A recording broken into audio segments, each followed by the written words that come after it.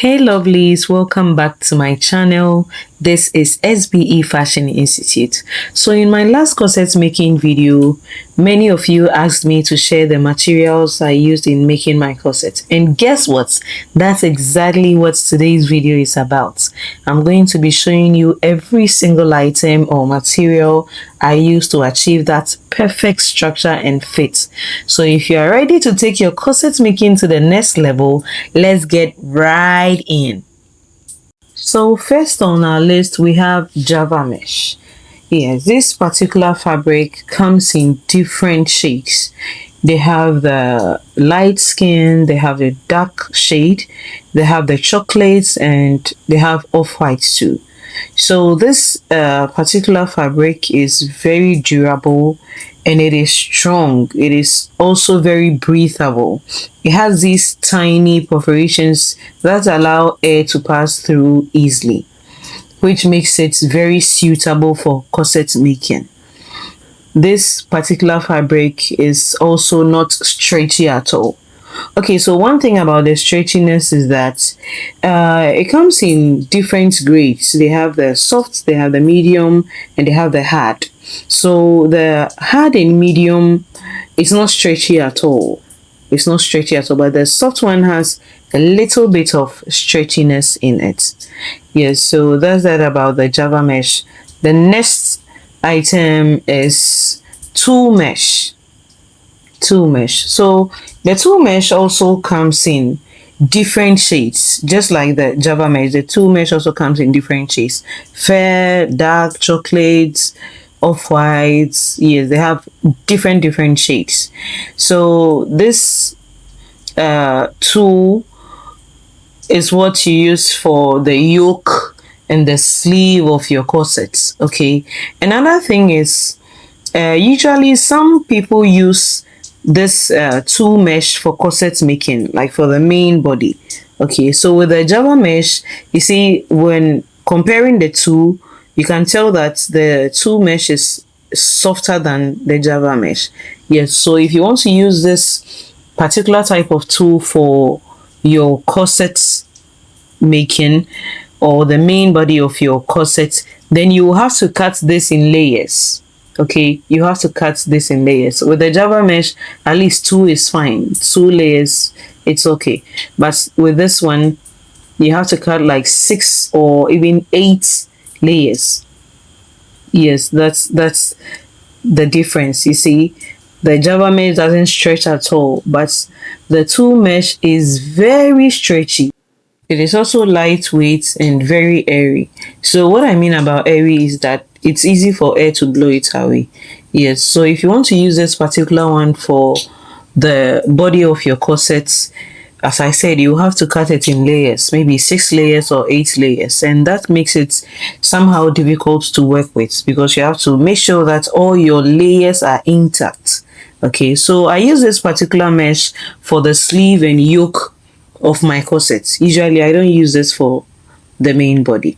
So next on our list is jonkoso or crepe. Other people use crepe, some people also use jonkoso. So this is the material you need for making the cap. Yes, so when you look closely at my cap, you'd realize that I used some of the Java mesh for the fashion fabric. Yes, so with the cap, the inside becomes your lining and the outside of it becomes the fashion fabric. Yes, so I used some of the Java mesh to cover the jonkoso. I used jonkoso for this one to cover the jonkoso. So the reason I did that, it's so that the main body of the corset will match the cap. Yes, I don't want it to be looking like the cap is standing somewhere separately and then the main body is standing separately. Yes, so you do that to get the right shade. So this is also a very stretchy fabric. That is why you need interfacing for this. Yes, you need interfacing for this. I'll show you the particular type of interfacing. This also comes in different shades. They have fair, they have chocolate, they have dark. Yes, it also comes in different shades. This is jonkoso, very stretchy, very stretchy. and it's a medium weight fabric. It's not light. It's a medium weight fabric. So next item on our list, we have hairstay or coats interfacing. Yes, so this is what I was talking about earlier. You need this type of interfacing to stabilize the jonkoso. Yes, you need this type of interfacing. So with this interfacing, it's a fusible interfacing, so you need heat or iron to fuse this to your fashion fabric. So we use this interfacing for the lining, or the sorry, for the fashion fabric instead. Yes, you use that one for the fashion fabric. And now this is peplum stay. Yes, peplum stay, people call it, other people call it collar stiff or collar stay. Yes, so you need this one, the collar stay, for the lining of the cap. That's where you'll be caging. Yes, so you need it to be very structured so that caging will be very easy. So comparing the two, you can tell that the peplum stiff is harder than the hairstay. Yes, so as I'm demonstrating in the video, you use the hairstay for the fashion fabric interfacing, and you use the collar stay or the peplum stay for the lining of the cap. Okay, yes, so that's where you'll be caging. So you need all the structure for easy caging. Next on our list, we have polyester silk fiber. Yes, so this is a very soft and lightweight material. It is just like cotton, but because this is polyester, it does not absorb much water. So this is what you will use for the fleshing of your cap. After caging the cap, you will need this to flesh it so that the boning channels will not be revealing in the fashion fabric. I have a video tutorial for cap caging technique on my YouTube channel, so you can check that out and understand that part more. Now let's move to the types of boning. This is a 6 mm Rigilene boning. So this is the boning that you can sew directly on. Yes, that is 6 mm Rigilene boning.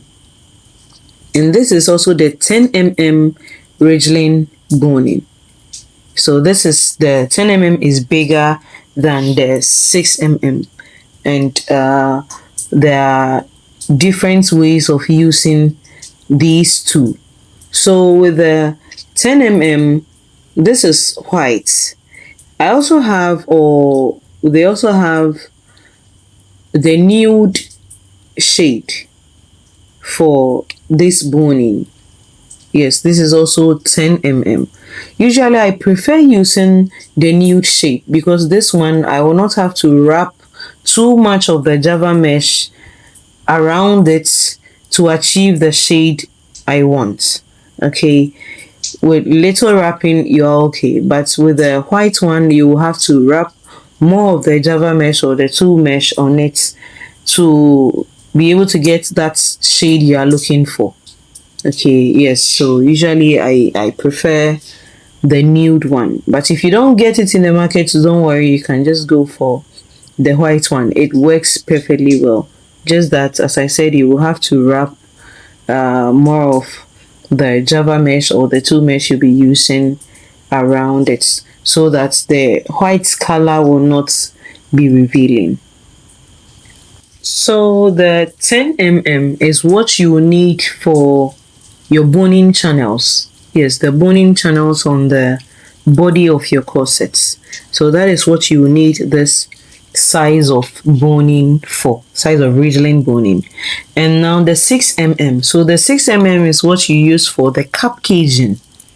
Yes, so that's the perfect size of boning for the cap caging because it is smaller and it is not that stiff as compared to the 10 mm, and it's easy to manipulate. So since the cap has a lot of curves and all of that, you will need the 6 mm in order to have an easy cap caging experience. Okay, so next on our list we have the 6 mm plastic boning. So this is plastic boning. So with this one you cannot sew directly on it.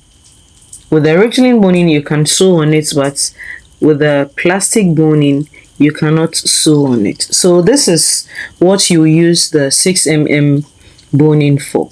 After wrapping your Java mesh around the 10 mm Rigilene boning for your boning channels, in order to get that structure for your corset, you will have to put plastic boning on top or inside.